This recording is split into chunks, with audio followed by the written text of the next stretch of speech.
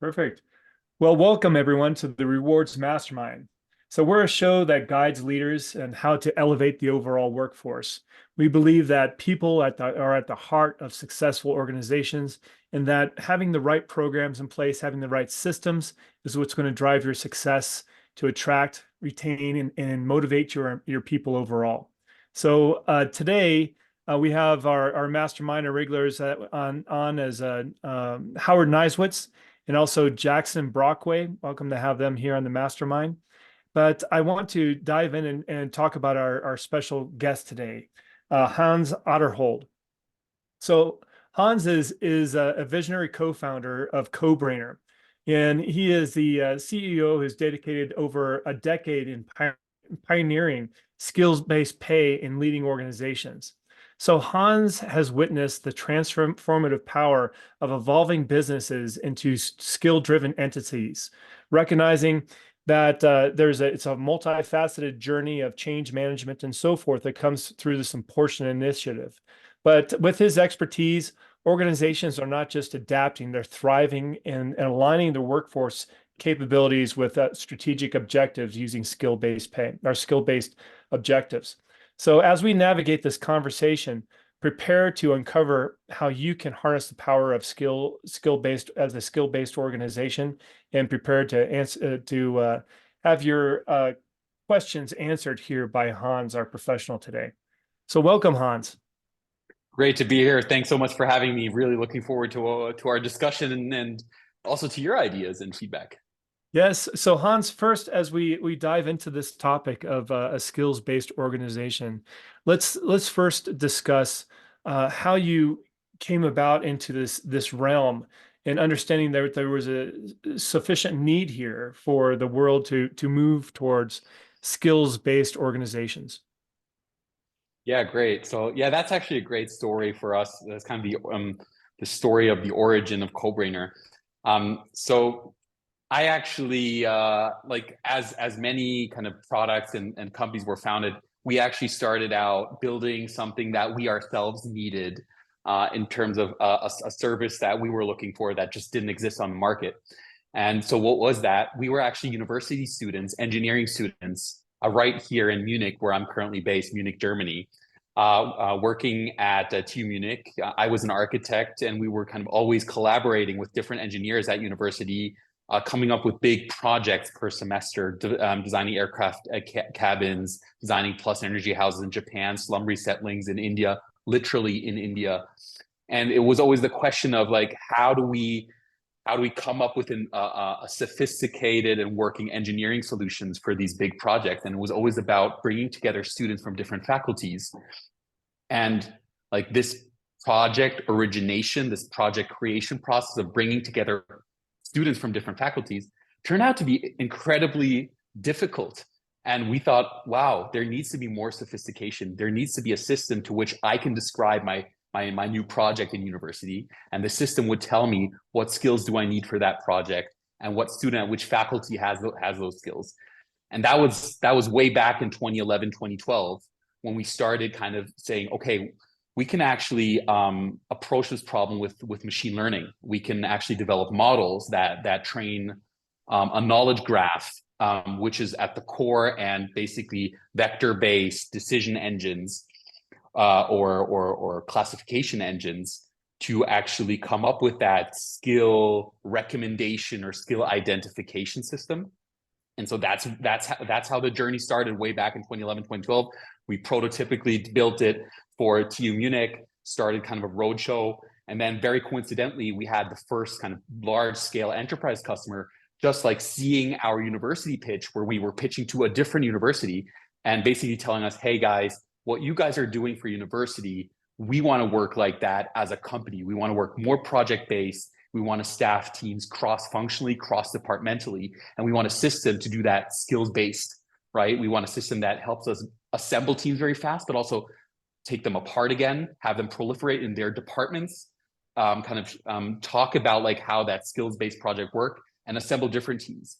And that was the starting point, right? So it was a total kind of serendipitous moment of like a manager of a large kind of engineering company understanding our university solution has relevance for the enterprise space.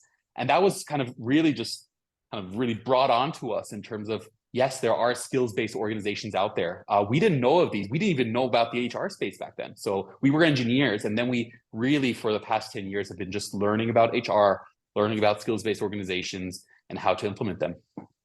Well, this has really caught on in your area. I mean, it's a you have in your portfolio of people that use your software some very large organizations, for very established global organizations that use this system. So, how did that start? I mean, when you first started, did you get a lot of traction immediately on this? It was really interesting. So back in 2013, pretty much no one was talking about skills-based skills. Skills data actually was something that was actually tried for decades, like expert this, expert search solutions, etc. But it never worked because either you never got the skills profile, the adoption rate in the organization just kind of never really picked up, and so the solution was not adopted, or kind of the granularity of skills in terms of like what is actually relevant for my current process. A very specific skill, that skill would never be searchable in such expert search engines. So that was always kind of the problem. So back in 2013, people were kind of exhausted by this like expert search approach. That was kind of a very common thing, but nobody was thinking about like skills-based architectures, translating skills into job architectures, actually organizational design based on skills. That was not a thing back then. So what we basically did, we kind of just set out, we said, we want to build this skill solution. We had this first customer, and this customer, thankfully, was kind of very, very large, established engineering company throughout kind of Europe and the world, actually.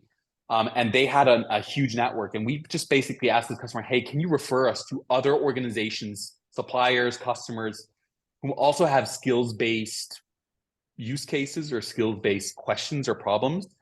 And that kind of just started the journey of us kind of being referred kind of a word of mouth from customer to customer for very specific skills-based problems. And we kind of applied our skills knowledge graph and skills detection engine / recommendation engine to different use cases. And we did that for 6 years. So the first 6 years of our journey as a company was really just like consulting cases, applying our core skills technology to different use cases. So these were use cases from skills-based project staffing to identifying strategic skill gaps from IT tickets of large IT organizations to skill-based matching from customers to service agents to like let's see, learning approaches, lots of kind of learning mapping, like how do I map relevant course, how do I assess my course portfolio if it actually fits to the skill demand I currently have, such cases. And that kind of just build up our knowledge in terms of like what are different skills use cases around the organization. And that helped us in 2020 to translate all of that knowledge into one product that kind of has the skills core, but then exposes kind of a relevant kind of subset of that use case, those use cases that we learned of. Does that make sense? Yes, it does. So what I'm interested in is, I mean, over that period of time from 2020 to now, how have your clients really benefited from this new approach? What have you seen as far as in some case studies? I mean, like from a very kind of high level, what we, and this is a little bit, it's a little bit risky to say this, but what we kind of learned is that HR really was in this time span from, let's say, 2013, 14, 15 up till now, really just started out in terms of understanding their direct impact on like on key kind of KPIs, on their direct impact on revenue or on EBITDA or EBIT. So basically on the bottom line. Yeah. And so we kind of, as we were growing, we saw that HR organizations were increasingly searching for quantifying the impact of HR, right?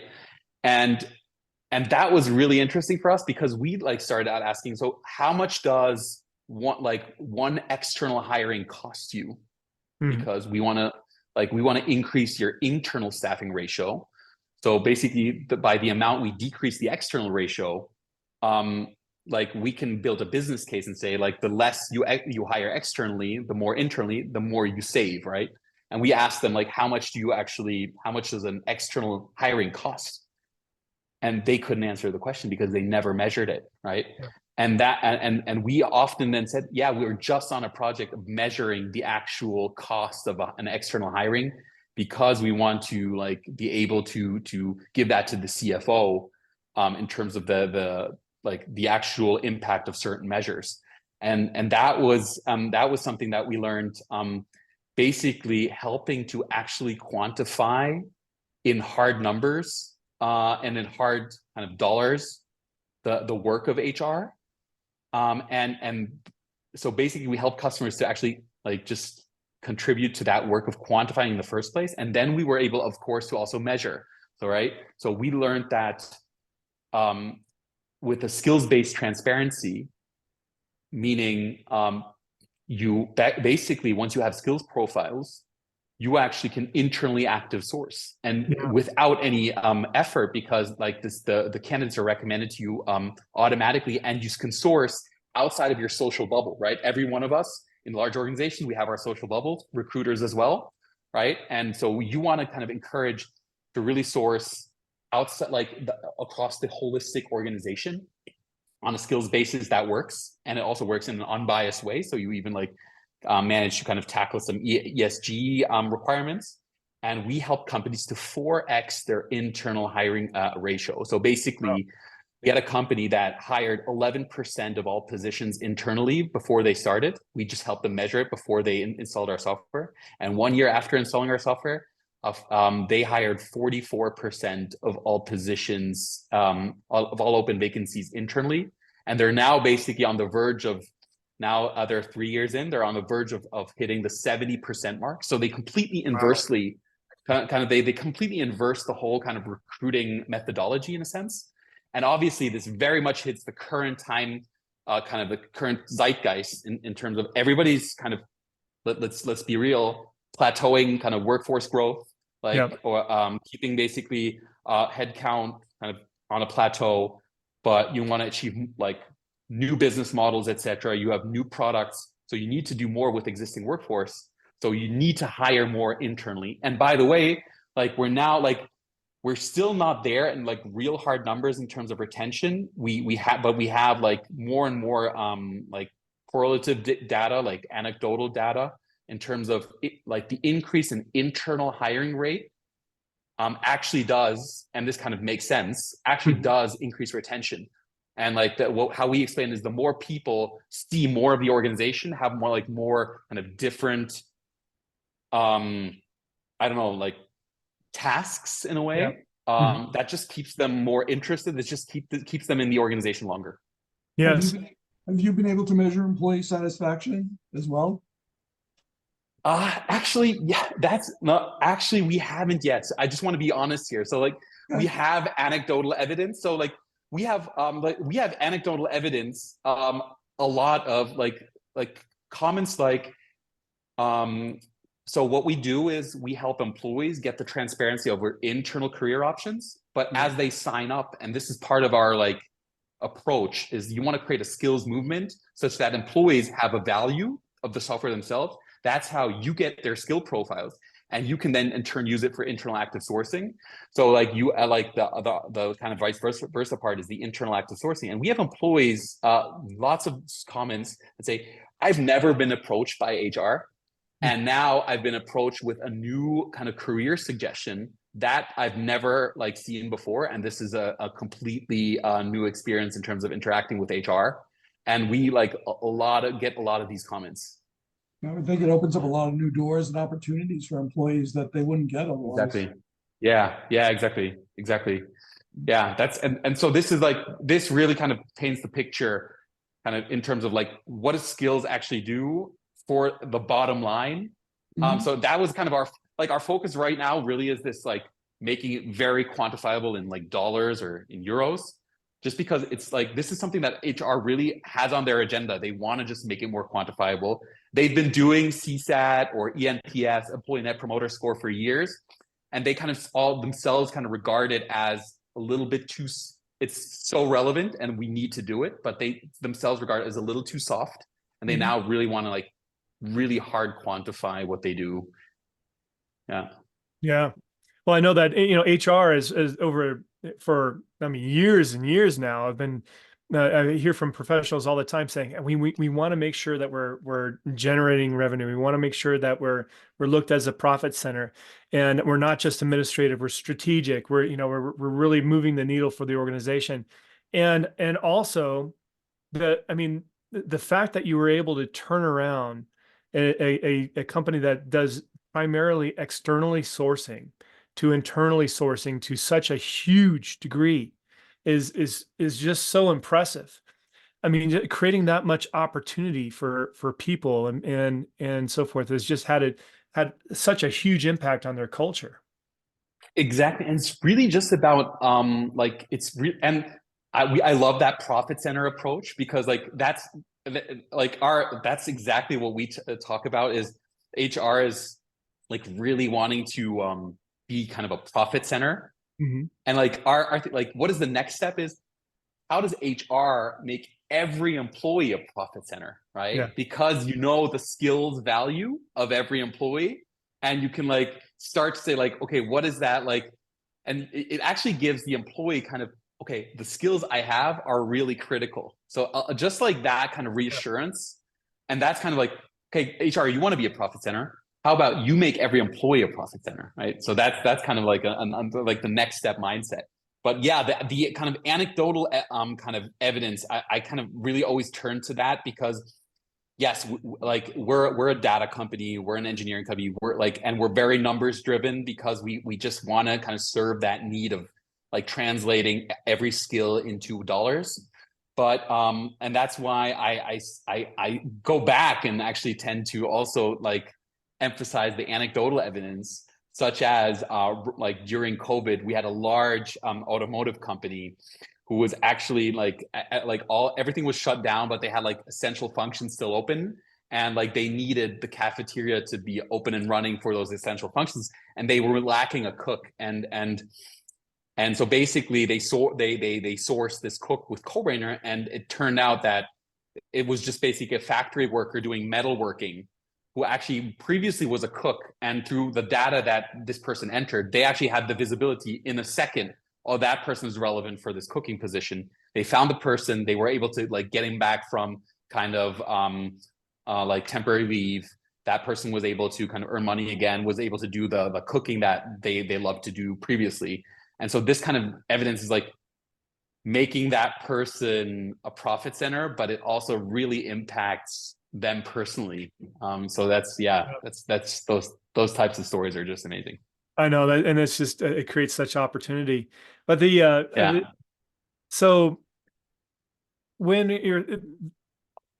it seems like this would just also drive your employees, your workforce, to just want to, or just create a hunger for learning and development, to build and enhance their skill set. Now that they know the skills that they have, now they're saying, hey, I can build on this. Have you witnessed that? Absolutely. Actually, so much so that we're now, and this kind of sounds a little bit startup-y, but we're seeing this with really sophisticated, like established engineering companies, that they're kind of going completely away from the classical kind of year-end performance review, much more to a kind of like skills-based development. And like actually we're being actively approached by engineering companies who are already seeing this trend in their workforce without a software. So like what we witness happening a lot is we have these like very sophisticated engineering companies, and suddenly line managers, department managers, line managers are kind of finding themselves in actually creating skill matrices. So skill matrices in Excel, basically listing out for all their team members, so their employees, listing out the exact skill demand, and having like performance really focus on skill need. Why? Because like especially in the engineering companies, but we're also seeing this in insurance companies now, The new software is coming out, the new systems being used. They're just like talking about these individual skills now. Yeah. Like, okay, let me, have you already have you done the Copilot course? Have you done the Siemens TIA V18 course? Have you done like basically working with the employee on very, very specific technologies, both soft and hard skills, and the line managers doing that kind of intuitively without HR. And now HR is kind of recognizing that these line managers have such a like overhead in terms of workload to create these skill matrices that HR is now like, okay, we want to alleviate that. We want to help you guys, dear line managers. We'll take over that work with a system. And that's kind of like a lot of the cases where we're being approached, where line managers are actually signaling, hey, yeah, we're talking about upskilling ourselves without HR. We're just doing it on the spot. We're doing kind of learning, and line managers are now doing course allocation more and more. Not HR, but like real kind of engineers on the production lines are doing course recommendations to their employees without HR even being involved, right? And this is happening a lot, at least as we're right now based in here. We have users in the US, but we don't have like clients in the US. But we see this a lot in many different companies, that HR is now realizing we need to take that burden of creating that upskilling skill matrices workflow, take that off of the shoulders of our line managers, and that's so yeah, that kind of goes in the direction of what you were asking. Yeah, it's exciting to hear. I mean, I can see that want in the workforce of people to identify those skills. And you mentioned that the onus is on the employee to go into the system and go through the surveys or whatever it takes to load their skills. Despite having that desire from the organizations, have you had any hurdles there for getting people to get in there and set this up? Yeah. This is also kind of a fundamental. So I think, so again, this is the European perspective. Take it with a grain of salt in terms of the US perspective, but like what we need to educate our customers towards is they take skills and so they take skills very seriously. That's great, but like it also kind of hurts in a sense. What do I mean?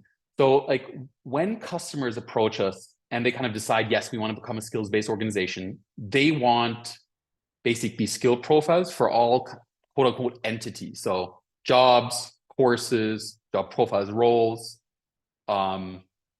employees, gig workers, etc. So they want basically this harmonizing skills layer. And especially for employees, they want skills profiles that are highly audited. So basically, skills have to be confirmed, have to be vetted, validated by the supervisor, blah, blah, blah, blah, blah. That approaching the problem with that mindset from the outset actually creates a hurdle in adoption. And so like what you actually want is, first of all, a fully self-service approach where the employee really in a second or less creates a skills profile, a highly industry-specific skill profile, basically with a click of a button. Upload my LinkedIn profile. We have now like basically a new feature coming up where you can basically just like audio on like verbally in your smartphone, describe yourself in any way you want. I'm a seamstress that sews car seats, for example. And then we build a skill profile from that, just because we know the job profile of a seamstress in the automotive space, and like any type of signal that we get from this description, we build a skill profile within a second. And then the employee actually has a skills profile. The system can start working, making recommendations in terms of jobs. These jobs are obviously internal jobs, which signal already skills demand because the skills again are listed. And the employee says, oh, right, I have that skill also, I have that skill. So they use the jobs as a proxy to further improve their skill profile. And then the manager comes in and actually sees like a very detailed skill profile of the employee as kind of a starting point. And then we also contrast that with a very detailed skill profile of the position itself. And the manager now not so much has to like from zero, like blank slate, kind of create this like skill matrix for for the seamstress, oh my God, like this will take me an hour. I'm never going to start. They see basically the full skills data, and then they can validate and confirm or basically kind of retract in a sense that skills data. And that's that helps much more. So like with us, like we have this kind of promise within 30 days of go live. So 25 to 30% of all employees will be signed up. And like within, and then it like, and it plateaus a little bit. So like within 30 days, you get to 25 to 30%. Within 5 to 6 months, you get to 50 to 60%. And with like a year to 14 months, you get to like 75 to 85%, right? And it actually plateaus at 85%, but having like industry specific, meaning like 35, 40, 45 different skills, hard skills, soft skills, language skills, for 85% of your workforce within a year, no kind of consulting project, I don't know, will get you that in terms of also accuracy and digital data. And then basically also contrasting that in terms of actually a performance review process that actually is used by the manager. Again, something that doesn't happen to that degree. So kind of having like that self-service approach as like the first step actually like creates this kind of data or kind of this flywheel much more in terms of like not like from the outset saying, I want to be very, very accurate and very kind of audited and restrictive in terms of skills. Yeah, Does that it make takes sense? some of the dauntingness away from it. I mean, that's what we've heard anecdotally from companies is that it'd be really nice to pay to skills, but how do you even start? I mean, there's thousands of skills, there's all these different focuses within your company. But it seems like you've really streamlined it and made it interactive with the employee, which is awesome to see. Yeah, we actually have this 5-step process. I don't know, Sam, if we can at some point actually pull up those 5 steps, because it makes it kind of like very clear, very, very very structured, and really kind of this is so this is basically our 5-step process to a skills-driven organization, and kind of the foundation layer that's underneath it all is kind of the skills engine, the skills foundation. And the first step is actually creating that skills and job architecture or job and skill architecture. And you know, lots of companies right now are actually in a transformation process. They're actually creating new job architectures.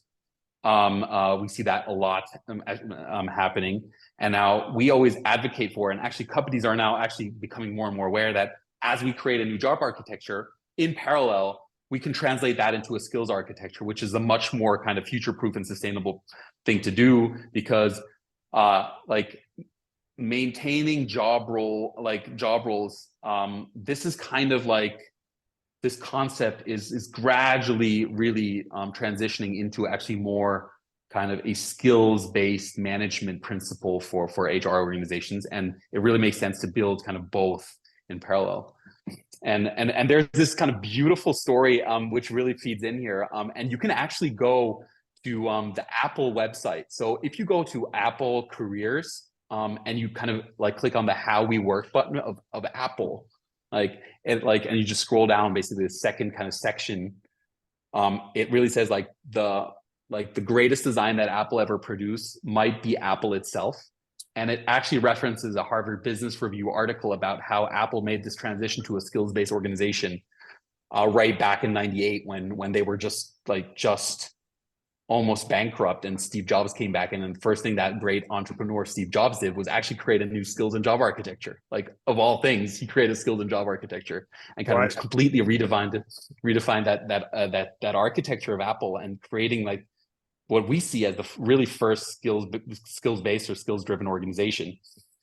And so this is kind of the starting point, and then like you take these additional steps in terms of like then making this translating the skills and job architecture to each individual employee, so that they actually have a value, they provide data, and that then translate back into you getting data for all the talent processes, i.e. line managers, recruiters, talent developers, and then transitively get that, like, again, aggregating that data for strategic workforce planning, and actually like having that data actually be relevant for management and C-suite. Is it self-correcting in terms of if employees overestimate their skill level? So that's basically this. So the whole system is about. So the whole idea of CoBrainer is you want a skills data layer that is dynamic, meaning self-updating, and always knows the newest skills, the newest frameworks, etc. That is harmonizing, meaning like whatever input you enter, like if it's your LinkedIn profile or your CV or your self-description or just your work history from Workday or SuccessFactors, whatever, or just your departmental information that we get from a single sign-on payload, as simple as that. It translates whatever it gets into a consistent skills profile. Consistent meaning ensuring that it's all basic. Everybody uses exactly the same skills data object, basically the same skills dictionary. And then it actually ensures that it actually learns from the specificity of, let's say, job or project descriptions or kind of legacy competency catalogs to make it just very company specific. So you don't only want industry specificity, you also want company specificity because you have your own language as a company. And then like that last approach is that self-correcting. So you like with that skills a data object that I'm as an employee attributed with, let's say I'm attributed with some sort of let's say ISO certification. We have lots of kind of e-charging station companies, EV companies that are now basically building charging infrastructure, and they need to kind of certify their workforce for handling kind of high voltage systems, right? And so they need to ensure that every employee has like a certain set of certifications and standards as part of their skill set. And so basically, as it's an attributed data object, you can start to create workflows connected with the attribution between you and your skill, meaning you can create kind of like a time, like kind of like a timing kind of like avoiding after a certain period of time. You can create kind of confirmation process with a supervisor. You can kind of like what we do a lot is what we call profile entry. So all the content that you kind of generate, it endorses certain skills and it makes sure to only endorse certain skills which the content is connected to. And that's basically all these types of operations help you to kind of it's basically like the LinkedIn endorsements where your professional contacts kind of endorse your skills, but just kind of many layers deeper in terms of all the different kind of projects and work history and certifications, et cetera, and supervisor confirmations that you get over time in your HR system. So we connect to the HR system and we pull that data. Does that make sense? Yes, no, Howard? no. So Hans, Yeah. is that part of the second step here, skill profiling and governance? Is that when we're looking at the governance around that? Exactly. So like basically skill and job architecture is that first step. The second step is then noticing that, well, yes, we have all these entities internally. So basically what does that mean? Well, lots of companies already have like the license, LinkedIn Learning, Udemy, Udacity, Coursera, all these different courses. Then you have your existing job requisitions, basically your job openings, which always tend to kind of deviate from your job architecture because line managers just do their own thing, rightly so at times. And then obviously you have your gig workers, and you have your core employees. And basically what this layer means is, or this step means, is you want to start establishing that skills dictionary and making it used in all your systems. So that LMS or LXP, learning management system, learning experience platform that you're using, it has its own skills database. Like the big ones are like Degreed or Cornerstone, great platforms. But they basically use their own skills database. Your HR system, again, uses its own skills database. Workday Skills Cloud or SuccessFactors Talent Intelligence Hub. So all these kind of use their own skills data sets, and you want to start kind of establishing that central skills governance layer that ensures that all systems speak the same skill language, right?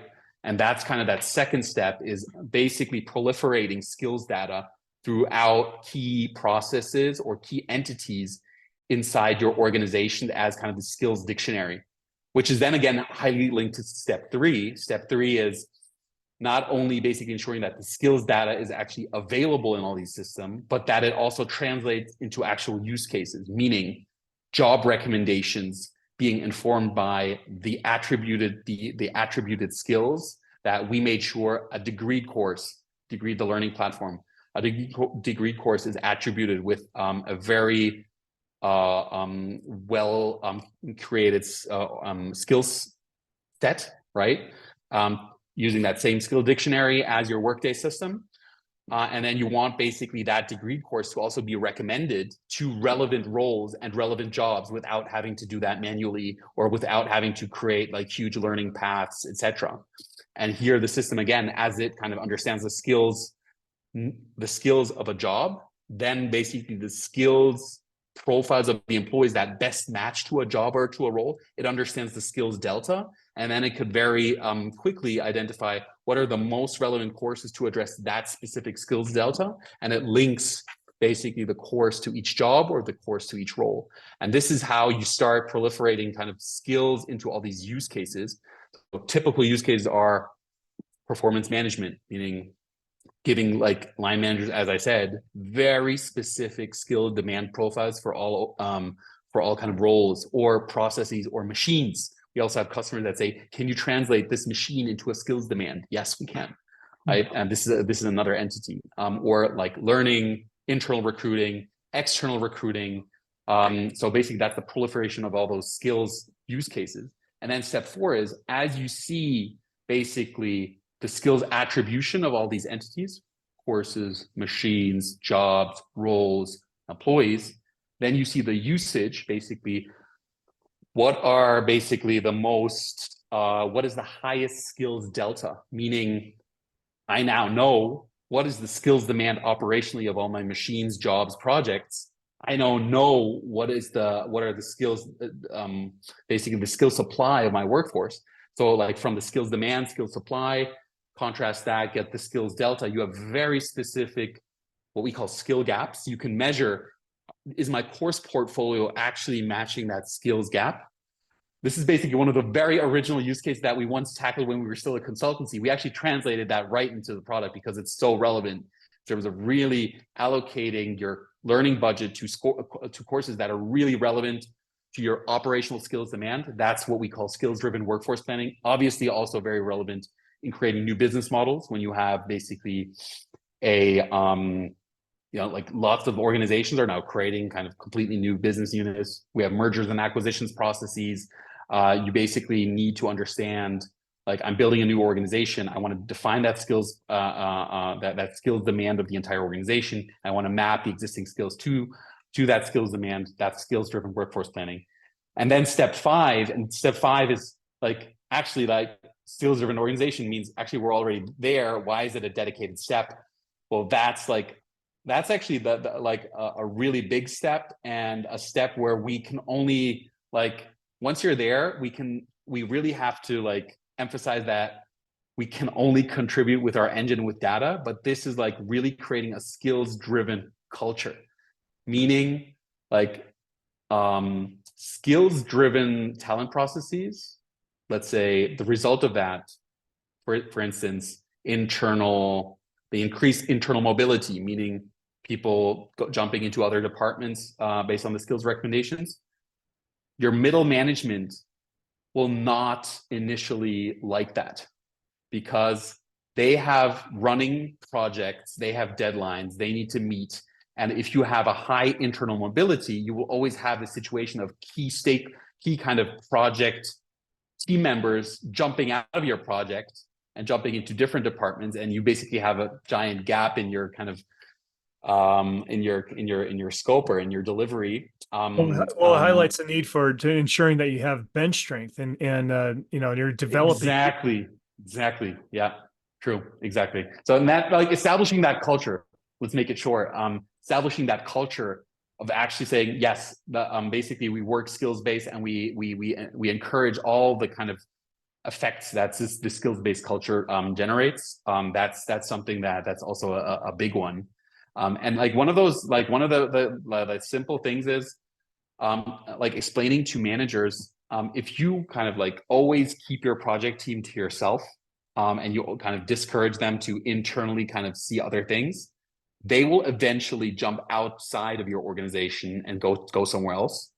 And like rather you basically have them jump internally, don't lose the productivity completely, and then take that and kind of, yeah, instead of having them just leave. That's right. So I mean, in a sense, what CodeBrainer does is it enables managers to really focus on those higher level functions. I mean, the learning and development, a lot of things are being automated in a way to where they can really have effective communications with their people and think about career pathing, think about how to readiness of individuals for their programs or for their projects. So is that the big thing? Is you mentioned sometimes middle management has a little angst here, but it's because they're being forced to grow, right? Exactly. Yeah. Yeah. That's exactly. So what you basically have to do is you have to say this is the new normal, right? So like this is why Apple actually created this skills-based organization, because they wanted to ensure that the organization reflects the constant change that technology dictates, right? And so having managers actually accept the constant flow of talent, also right down to their current project, and to just like, okay, this person jumps out right just like a week before deadline. Okay, I need to like within next day get a new talent in, and I need to be like accepting that this kind of transition a week before deadline actually could provide value, because I can get like a completely new perspective and like just before that critical deadline, and I can maybe even increase value in that last week from that new perspective. So all these kind of things in terms of like educating kind of change in like this dynamism in a sense. That's what like the skills-based organization does for middle management. And this is actually kind of what we see as the new role of HR in a sense, right? So as HR kind of now goes more and more away from just basically being kind of like the steward of base processes, these processes are now taking care of themselves. They're now much more elevated to have these discussions like, okay, how can I help you to like have that mindset of like constant fluctuation in the workforce is a good thing, is a value driver. How can I like help you build really that very focused and dedicated engineering team that's aware of the next skills out there on the market? How can I help you source new skills information that where I can provide kind of like this stream of skills content to you? We see kind of like the really leading organizations are really starting to think of like, how can they be kind of like content providers, HR being a content provider for kind of micro learnings, skills-based micro learnings for line managers and like, but also employees in general, not just the managers. So, and this is kind of the new role of HR. Well, I know that. Go ahead, Howard. I could see itself blending into a flatter, more agile organization overall. Yeah.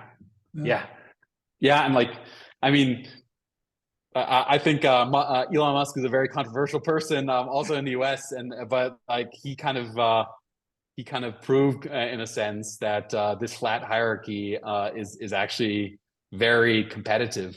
So yeah, and I think really lots of organizations are going there. And if you see, so if you go on that Apple website and you download the white paper that's referenced there, that Harvard Business Review white paper, it actually shows the job architecture before Steve Jobs created that skill and after.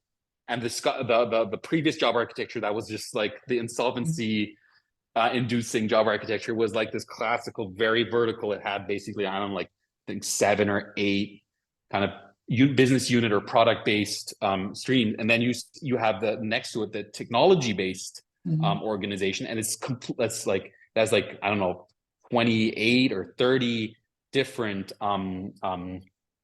basically departments. Just each technology is one department, and I think like and that also kind of I think that's really it also just makes sense, because what you want to do is as you increase specialization, and as you have more and more kind of AI augmentation, like that further drives specialization, and specialist engineers flock to other specialist engineers, and they kind of like, you want to like create that like specialist engineering group in kind of each technology area. And that's kind of then the kind of the competitive edge, both for product development, but also for recruiting, because these specialist engineers, again, recruit good or the best specialist engineers. So yeah, that's kind of the idea. So many of our listeners out there are just wondering, this sounds like a great idea, but is it right for my company? So when we're thinking about skill-based organizations, what is the ideal organization that can adopt this, bring it into their culture, and be successful? So I have to kind of I have to preface this with our experience really evolves around kind of 1,500 plus headcount up to 500,000, right? So like we don't have so much experience yet under 1,000 headcount, but I think what we tend to see a lot is I think there needs to be this understanding that HR is not a support function. HR is not just the steward of like these base HR processes. Like more and more, at least in Europe, I'm actually astounded how many like the traditionally at least in Europe, CHROs were like legal professionals, lawyers, social scientists, etc. Now more and more I'm seeing engineers being CHROs, like really like software engineers, mechanical engineers, electrical engineers becoming HR professionals.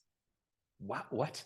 And it's so basically this mindset of the business criticality of HR in the C-level, and the exposure of HR in the C-level, not just being that support function. I think that's kind of like a critical component. Again, also driven by HR itself, that understanding that HR has like real impact on numbers. Many HR people still kind of are caught in this, yes, we only measure ENPS, we're not allowed to measure any dollars. That's not our thing, right? So this is like, you really want to, when you start into this skills-based organization, you really want to start kind of establishing that relationship between CHRO and CFO. That I think is a critical one, that there is a good relationship between CHRO and CFO, and that kind of like a mutual understanding. What else? I think generally, like employees aren't like the obvious answer, like somehow like employees that understand the like skills-based approach. You don't need that anymore. Every employee understands it. Like you don't need to take care of the employee. The employee has that inner desire now to develop their career. They get these cues from LinkedIn, from other sources, that their skills are of value, and that their skills are of much more value in so many more different places than they actually know. They get these cues from the outside world, and they're kind of looking for ways to do that now. So you actually don't really need to educate the employee. You just need to make it easy, right? They expect that skills profile creation, skills-based talent processes are easy and are not like, yes, please enter this empty input field with your first skill, your second skill, your third skill. Right. That like nobody does that. But you need to take up middle management. That's also a thing. So basically, we had a great expert forum just last week, where basically there was one company that said, yeah, where basically HR said, we need to become a skills-based organization. And they created the whole thing, skills, job architecture. And then they had it. And then they started telling the business units, this is our new job architecture, our new skills architecture. Here you go. Now we're a skills-based organization. And they like completely ran against a brick wall Oh, because no. there was no acceptance, right? And so like as like the involvement in the design of the skills-based organization, the involvement in the creation of a job architecture, setting that up from basically from the start as a process of dialogue, that's the way to go. And actually does actually tackle two things. If you create this new skill and job architecture, we need to define roles. We need to translate roles into skills. We need to kind of create the skills-based organization. Please help us, dear business units. Yeah. You will have two things. You will have basically a feedback on the skills quality, meaning like what skills are actually referenced in these job roles that companies like ours provide. So business will say, so what CodeBrainer did is actually really dumb or really great, or this skill is missing or that skill is wrong. Our system has limits, right? So as we generate these skills profiles, for example, for job roles, we reference very detailed like testing frameworks for like some sort of engineering equipment, etc. And we reference certain testing frameworks that exist on the market. And we might reference a wrong one, right? So HR goes to the business unit and says, look, this is the profile that CodeBrainer created. And then the business unit will say, hey, this is we don't use that testing software. We actually use a different one. But by just seeing that wrong testing software, they're cued to actually like improve the skills profile in a very detailed way by referencing the right testing software that employees should know. And as they do that, you get good skills quality with like basically a Zoom call, right? You go through, I don't know, a dozen job roles with one line manager, and you do that, and you create this whole skill and job architecture in a matter of, let's say, weeks, let's say 12, 16 weeks. And you get the buy-in because they contributed, right? They didn't just get it served when it was done. They actually, it's like they contributed to the process. So you get the skills quality, you get the buy-in, like when you involve middle management, business units, line managers in the process of creating that skills and job architecture. Right. Well, it's clear that the one thing that hasn't changed in human nature is that even though we have systems that can deliver fast results and proven results, it needs to be validated by humans, and it also needs their change management needs to happen. Training and development, Exactly. understanding of how to utilize a system. We can't just expect a system to run itself. We need to, and when we're dealing with people, we need to understand it and know how to leverage it best in our organizations for sure. So given, Exactly. so our listeners out there that says this is just outstanding, I'd love to see how this works in action. How can they go through a demo? What are the steps? How can they contact CodeBrainer? So actually we just kind of rebuilt our website, and we noticed that like we actually killed the get a demo button, and the button now just says talk to Hans. And when you click that button, you actually can book a call with me in my calendar. So you have access to my calendar. Nice.